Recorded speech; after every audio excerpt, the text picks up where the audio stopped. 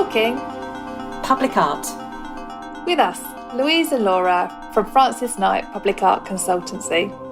Conversations with a range of arts practitioners, community activists, planning directors and design teams about how we can make places better by working with artists.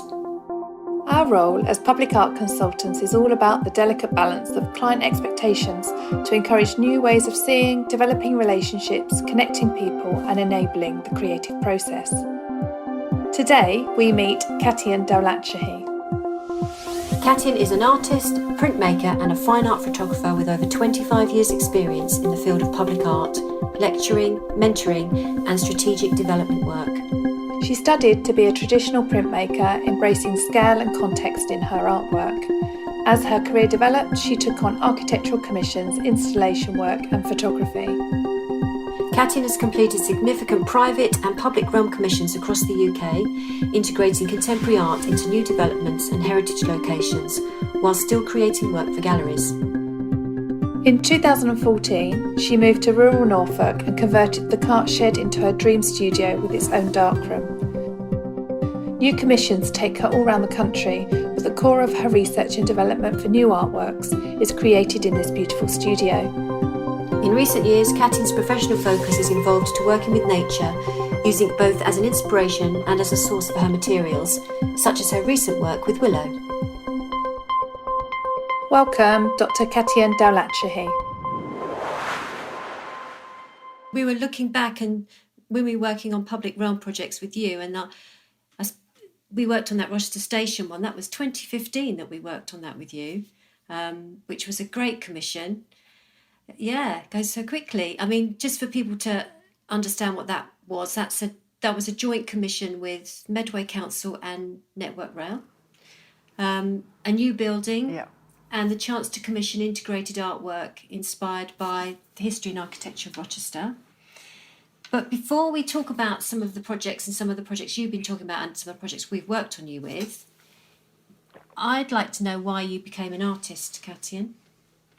And Ooh, yes. Tell us, That's why a did you big become an question. artist? Yeah, it's a big question. I want to know why. Why did I become an artist? Because it'd be terrible to say that I didn't know what else to do. I was always, I know it's a classic thing. Classic. Well, I don't think I actually realised I really wanted to go into the art world until I was probably about 16, 17. Yeah. And then I realised I looked up at my sister as someone who was the artist. She used to do the classic paintings and get private tuition, and I always used to think she was brilliant. And I looked up at her and never conceived that I would one day actually take up that role. I suppose when I was doing my A-levels, I realised that was the first time I acknowledged that I actually had skill and a talent. And I tried to do my exams a year early and perhaps didn't do as well as I had hoped, and ended up getting some private tuition from my mother's godfather, who was an artist and maker. Mm-hmm. In fact, he was an ex-RAF pilot, and wow. He was completely old school. You know, when you met him, you felt like he was out of a 1940s movie. He was just a lovely, lovely man, and was very talented at what he did. And he basically, took me on as his protégé, I suppose you could say. And we did correspondence by mail, because I can't remember where he lived, somewhere in the Midlands. And so every week I would get assignments from him, and I would send them back, and he would check them. And he was an inspiration, and he helped me go through that initial phase, and also to acknowledge that I actually had a skill. So by the time I ended up going to art college,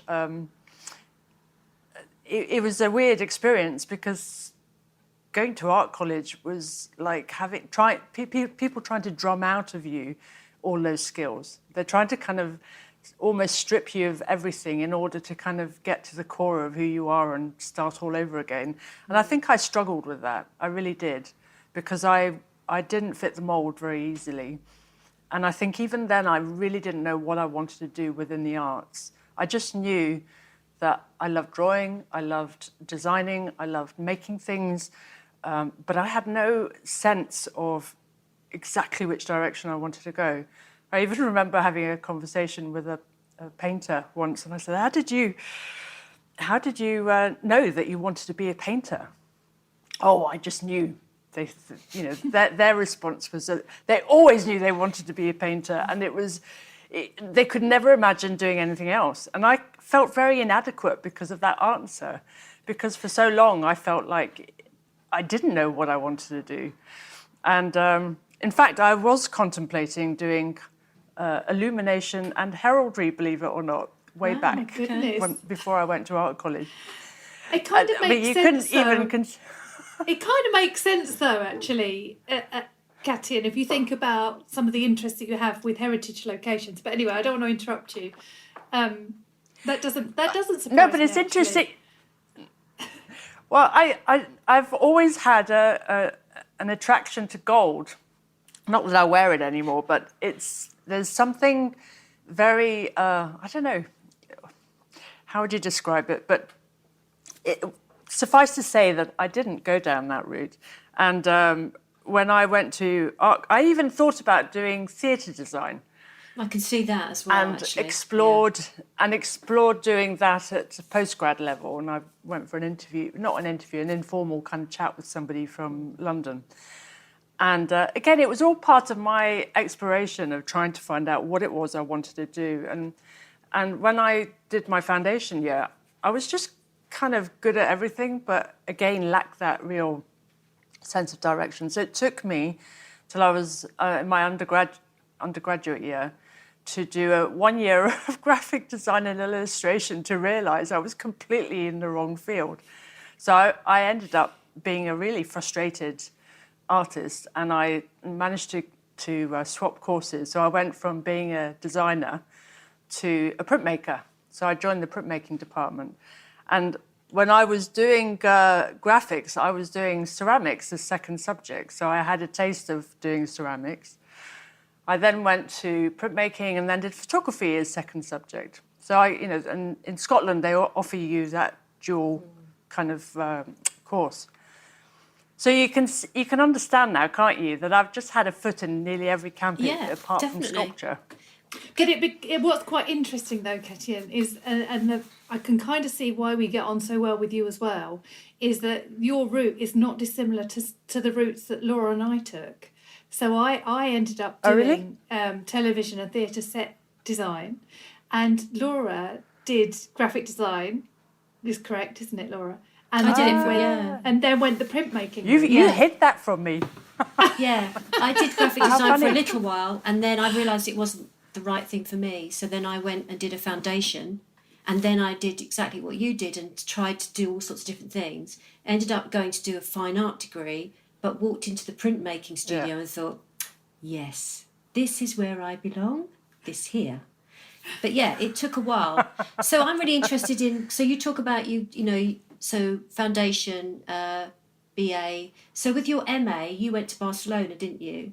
And that kind of inspired you to start thinking of public realm, or because we're interested in how you then got from that bit to then working in the public realm, because that's a leap as well, isn't it? Yeah. Well, to be honest, I think I started thinking about it without realising what I was thinking about when I was doing my undergraduate year. So when I was in printmaking, again, once I was in that area, I loved it, but I ended up doing everything but printmaking. So they had a papermaking studio. This is going to make you laugh. So they had a papermaking studio and a dark room, and so I spent all my time. Well, I did a little bit of etching, but I spent more time casting with paper, exploring darkroom work, and trying to mix and meddle around. And then I started to cast with plaster and cast paper into the plaster moulds, because I was interested in the more tactile nature of material, the materiality of things. And I suppose it was around that time I started to kind of do things also in, not repetition, but like in series. So starting to think of breaking things down into modules. and how the relationship of those between each other. And again, everything that I did at that time was much more abstract. So it wasn't like formalized, other than a lot of the ideas were very internal, and me exploring the material and exploring myself. I suppose that's what all artists do when they first start out. I'm assuming you've also had that experience. And then, and I just remember thinking, I just wish my work could be more experiential. I want my work to be something that people physically or emotionally experience on some level, that has a longer life than just in a gallery. But at the time, I didn't really have a concept of public art. You know, nobody told me, you know, and in those days, people always thought of public art as being a sculpture in the park. Yeah, they do. You know, of a figure, of a monument, yeah? And there was already, I suppose it was kind of tied in around the time that I'd finished my MA, when things started to change in the field, and there was funding and there was lots of growth in the sector.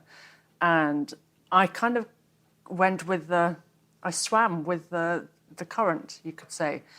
And that's how I found myself, is it was almost as if somebody else came along and said, you know, how would you like to try this out? And before I knew it, I was like down that stream, and my life just became, you know, it's all about public art, or about creating artworks that's very much about something you would experience, not just in a gallery. And so it became a very distinct path I went down, because as you well know, you know, the gallery path is very clear. And then the public art path is very distinctly different. And sometimes the two may meet, and quite often they don't. But I think that mold is slightly breaking down now, and thankfully. But yeah, so I mean, and going to Barcelona was really piqued my interest, because I went as a printmaker, and as soon as I got there, I was like, what am I doing? I'm not really a printmaker. What I am is somebody who wants to just push the boundaries of the things that I like. So what did I like? I discovered a whole bunch of secondhand glass that had been thrown away that was perfectly good. So I brought all that glass back into the studio. Before I knew it, I was painting on the glass, I was creating glass installations, trying to create anything that basically created a presence in a place, in the space that I was working in. Much to the disgust of all my people I was sharing spaces with, because somehow my glass was proving to be quite dangerous too. Anyway, that's another story. It kind of strikes me that it's all about the material, isn't it? Ultimately, for you, it's that material palette, it's how it works, how you touch it, how you interact with it, and yeah. Just going. I mean, yes, we worked with you on Rochester Station, but even maybe it came a little bit later. We worked alongside you with Rochester Riverside, which, just so the listener knows what that is, that's a large housing development, which was a brownfield site. It's going to have 1,400 new homes, and there's going to be a new primary school, retail facilities, plus lots of open space, and the Riverwalk, 2.5 kilometre Riverwalk. Now, at the time when we were working together on that, we brought you on board to be lead artist on the public art strategy for the whole site. Mm-hmm. So, and then we went on to work with you on one particular commission, which was the Landscape and Furniture Commission. Now that comes back to materials, doesn't it? That came back to us looking at the opportunities that were available on the site, and then working alongside the design team to find the opportunities to embed public art, because that was our approach. Rather than that kind of iconic standalone sculpture in the park, we were looking for opportunities. Yeah. But I think what's really interesting is how, and perhaps you could just describe this, is how do you work with design teams to then, you know, okay, we've sat there and we've scoped out the opportunities, and that's, we will have perhaps talked to the design teams about that, but then as an artist, sit in with the design teams, and you do this on numerous occasions. It's not just Rochester Riverside. You've talked about Northwich, where you're working with 3 different design teams, you know, there's a project that you're currently working on in Hull where you're working with landscape architects. How do you physically do that? How do you sit down around the table and decide where your art or how that's going to develop, how it's going to evolve? Yeah, split myself in 3 directions.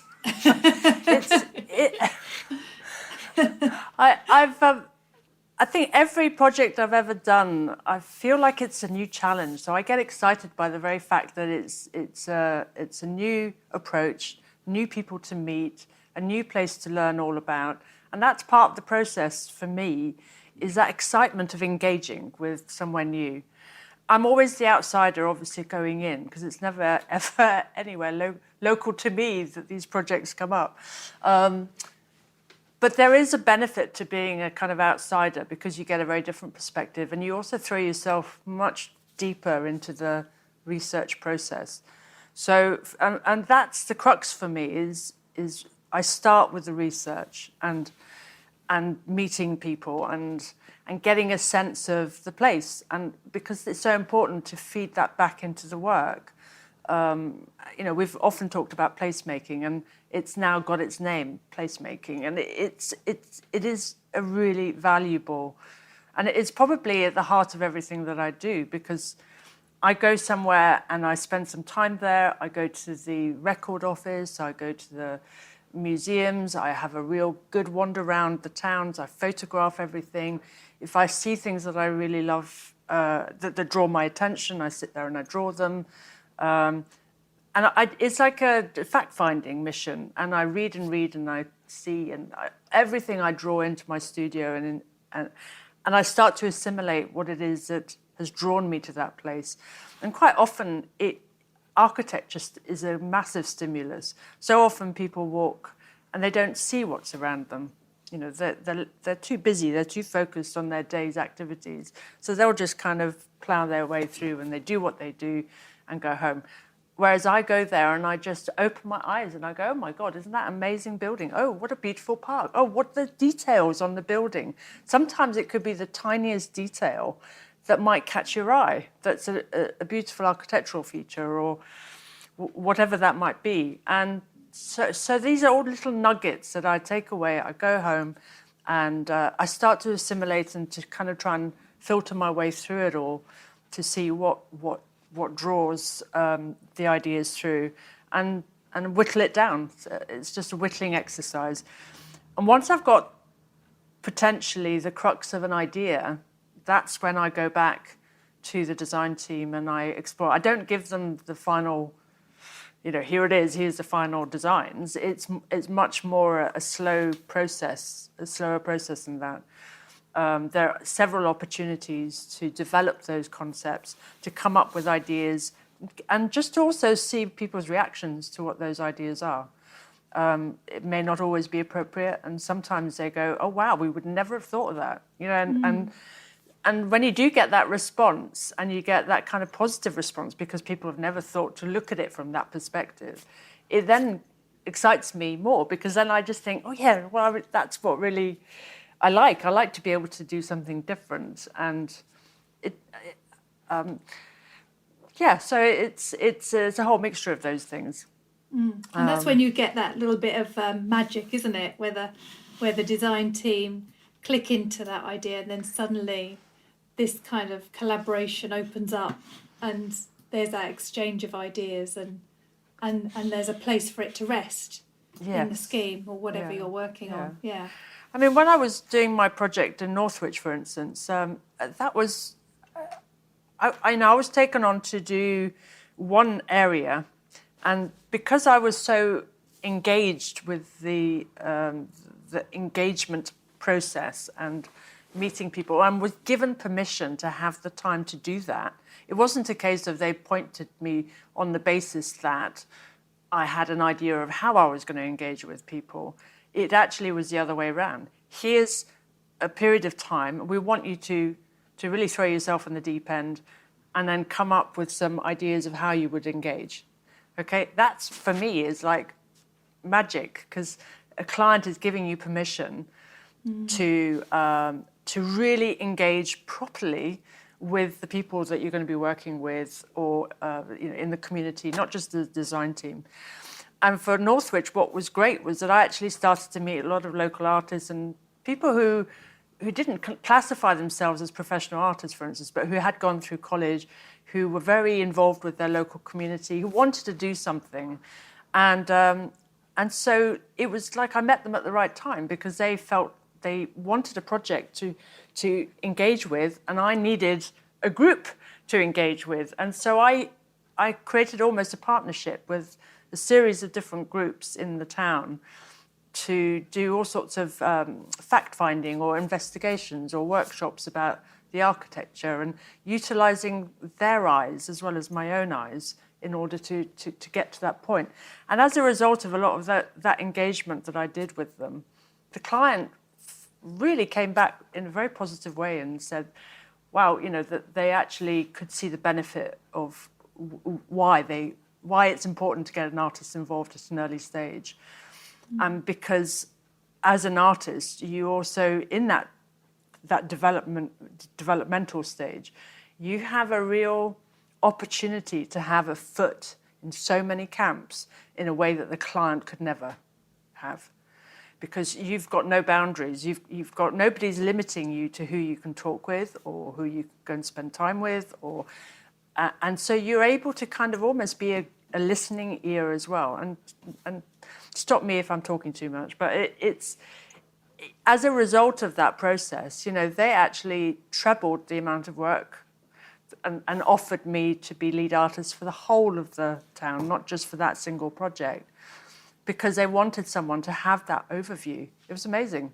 So when you talk about, so just to let people know, Northwich was about working with 3 design teams for different locations in Northwich, which included the Heritage High Street, Witton Street, and the new development in Barons Quay, and the Memory Court Theatre swimming pool building. I mean, that's a lot of work to be working on there, Katayoun. So you talked about how they tripled your work. Did they triple your budget?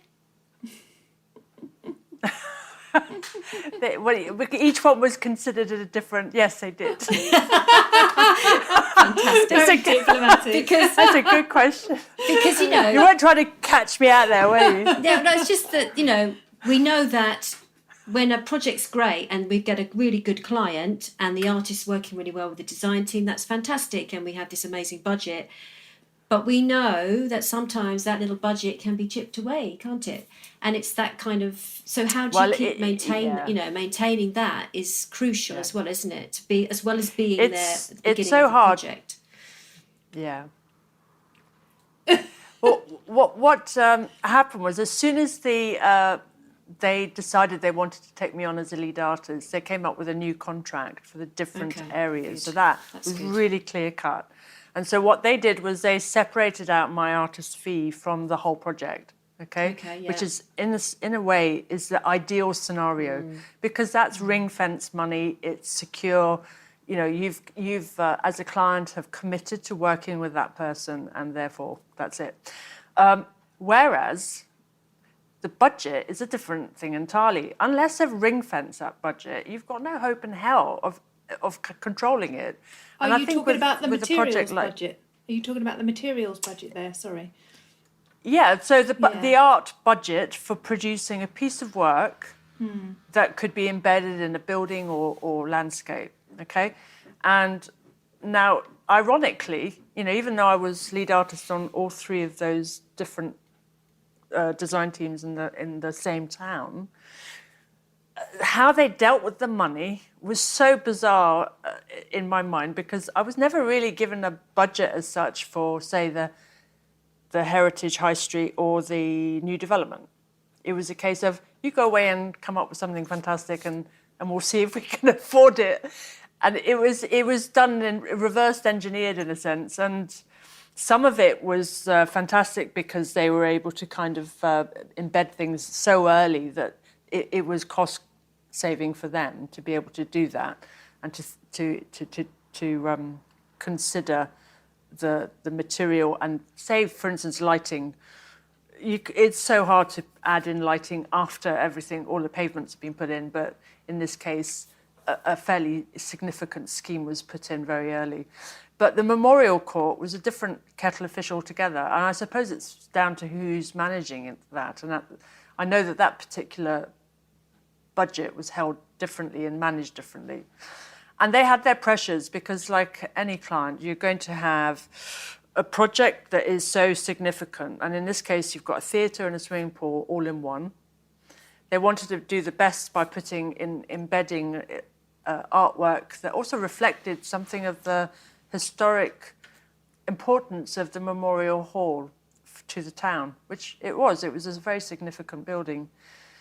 And they gave me a budget of £60,000, but that soon whittled down because they didn't protect the money. They overspent on a swimming pool. Next thing you know, the budget was whittling down and kept whittling down. And in the end, they turned around to me and said, could you do it for £30,000? And it was potentially going to go down even further than that. And I think it did. I can't remember because it was a while back now what the final figure was, but it's happened to me a few times, and it's very frustrating because you just feel like a client gives you a set figure, you do the work, you do the concept, and then you have to redesign everything to fit the budget as it's been slashed. And so they don't necessarily get the best outcome because it's, you've had to change your materials, you've had to change your approach to try and keep the essence of the project alive.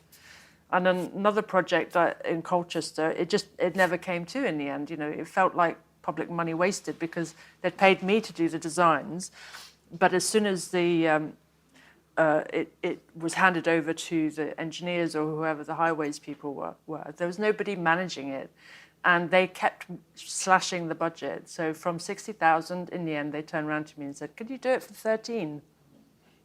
I think we have £13,000. We have very similar situations, unfortunately, and it's a constantly pushing forward the vision for the public art and having a public art strategy or a delivery plan or vision. That helps, I think, but ultimately it comes down to the relationships you build with the teams that you're working with. That you have a champion that sees that through. I think. There's a lot of learning from those sorts of projects, isn't there, Katayoun, I would say? I think also, a budget, but some are looking at differently at budget, isn't it? And how you ring fence certain parts of a budget, like the landscape, some landscape budget, or maybe the marketing budget, or so it's kind of being very clever about how you tie those things together as well, isn't it? Yeah. But as Louise says, not every project. There's always going to be problems. There seems to be problems. Challenges. There's always challenges that you learn. Yeah. Sometimes you have to laugh, and other times you just think, well, it's outside of my control. Exactly. What can I do? And when you live so many miles away, like you say, you need a champion at the other end. And if that person isn't there to advocate for that project, then, on one occasion, even an Arts Council budget that was ring-fenced for the artwork got taken back because there was no one there to push the project forward. We have had a very similar situation. As an artist, you're not expected. Yeah, we've had a very similar situation with a project like that as well. But just moving forward a little, if you did have the budget of your choice, shall we say, and the team around you of your choice, what sort of public realm project would you love to do but have never had the opportunity to do? The two projects in particular I got really excited about because I did get, one of them I was offered it and the other one I went to second stage on, was where I got to really push the working of glass and metal together. I'm not a traditional sculptor, but I can still work with materials and vision in such a way that, as you can come up with a concept and work with the right people to make it a reality. And I get excited about the possibility of breaking all those molds and moving more into 3 dimensions, but not in the sense that it's a standalone sculpture. I'm still bedded into this notion of work that arises from its context, from its space, from its heritage. So it's like the relationship of the ground or the building and the history of a site. All of those are so important. Yes, so well, both of those projects involved glass. They involved either casting, bending, and creating more spatial interactions with one was a building, one was a park. But everything that I came up with as a concept for the park, for instance, reflected and mirrored the design that the landscape architects came up with. So I love that. I love the idea that you can work in collaboration with somebody else who's already come up with half the work. So in a sense, what I'm doing is I'm kind of feeding back on that. I'm responding to what they've come up with. And that I love that kind of interaction. So any opportunity where I get to really challenge my choice of materials and how that material is created, it would be really exciting for me. And I just feel like I haven't always had the opportunity to kind of push that. And I'd like to do more glass again. So it's just really odd how over the last 6-7 years, or maybe longer now, I've been approached more and more about doing landscape work, and it's just the way it's gone.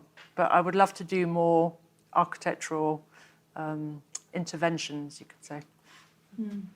Because environmentally, you've obviously you have a big interest in the environment anyway, don't you, Katayoun? So you've been able to build that into your work. Yeah, well, that's a whole new direction as well. And there's something that I've maybe a lot of artists are like this. I don't like to stand still. I get bored. I'm not sure what it is, but I just love the challenge of learning something new. I love the challenge of exploring. It's not just about the material; it's about the concept and the ideology. And I've always been a green at heart, you know. And the environment's always been close to my life, but never really had the opportunity to fully throw myself in the deep end until I came to Norfolk, where I've been living in a rural kind of setting. And I've been on a journey, and that's been, for me, I'm still on that journey of learning about, you wouldn't believe it. I think when you live in a town or a city, you realise how little you know about trees and plants and insects and whatever. And I've been learning about everything from trees to insects, bees. I've even taken on beekeeping. That's fascinating. I find that I'm learning so much and learning so much about wild birds, which I never really took an interest in before. And I absolutely am throwing myself in the deep end where fungi is concerned, because it's a whole kingdom that I think we as a humanity have very little knowledge of. I mean, compared to all the other botanical departments, mycology is one of those which is still very much on the up. And there's a huge amount of fascinating things. And so sometimes I'm looking down a microscope, and sometimes I'm looking in my environment. And Norfolk is such a lovely place, but it's not the big swathes that are inspiring me. It's all the little things. And I'm just learning all about them, and slowly beginning to incorporate what I'm learning and what I'm,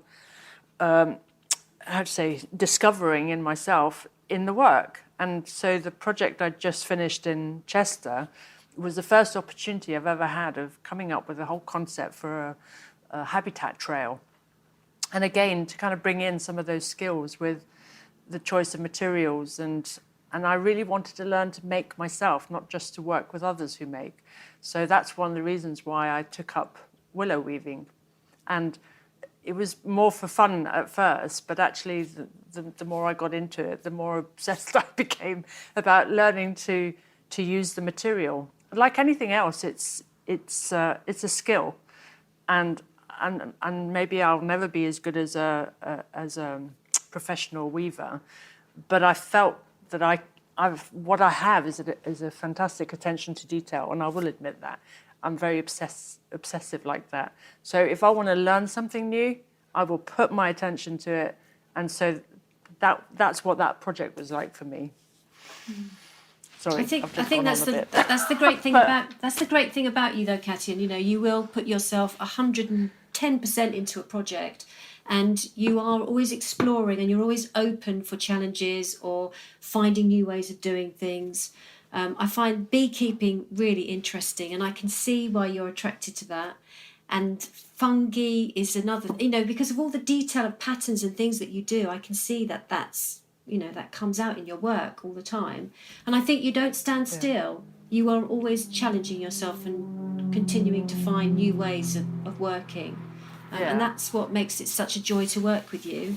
And we've had we're working on some lovely projects, and we continue to work with you on Rochester Riverside, which is a fantastic commission. Nearly finishing through phases 1 and 2. It's been a real joy. Yeah, so it's taken a long time. I think it would have probably finished a lot sooner, but you know, at the same time, I've learned so much from doing that, and again, working in approaches I've not done before. So I've learned so much getting involved with and that kind of coincided with my wanting to learn about plants, and so the fact that there was so much beautiful marshland and salt marshes around there meant that I could throw myself in the deep end and learn all about the grasses and the plants that grow there, and which are actually really important to the Medway. And these are all really sensitive sites, and they need to be cherished.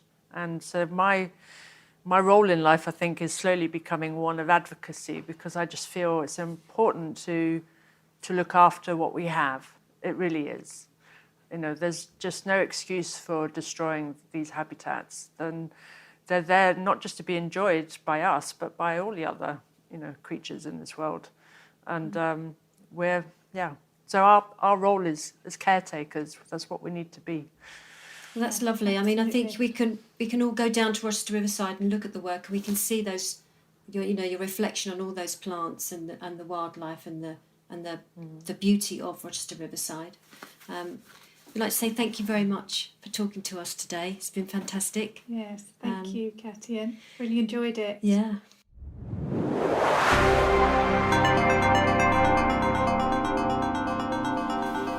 Engaged, creative, curious, courageous and valued, Frances Knight is an award-winning independent public art consultancy based in South East England, with over 16 years' experience offering expert advice and management in commissioning high-quality art for the public realm. As co-founders and directors of the business, Louise Francis and Laura Knight commission professional artists from across the UK to create ambitious public realm artworks in a variety of locations. The consultancy partners closely with housing developers, design teams, social housing associations and local authorities, together with a wide range of community groups, to create brave, ambitious, thought-provoking art for public spaces. Over this series of podcasts, we will be looking at different ways that developers can engage with artists as part of a design team, and how, if it's done right, these working relationships can lead to meaningful, lasting and joyous contributions to our townscapes and landscapes. Next week, we talk to artist Chris Tipping and landscape architect Mark Fisk on not always having a plan and allowing processes to evolve, responding to local flavour and the feel and history of a place, the high street and outdoor space, and making places distinctive. Plus biscuits at long meetings, swimming in the sea, and Rochester Riverside Phase 3.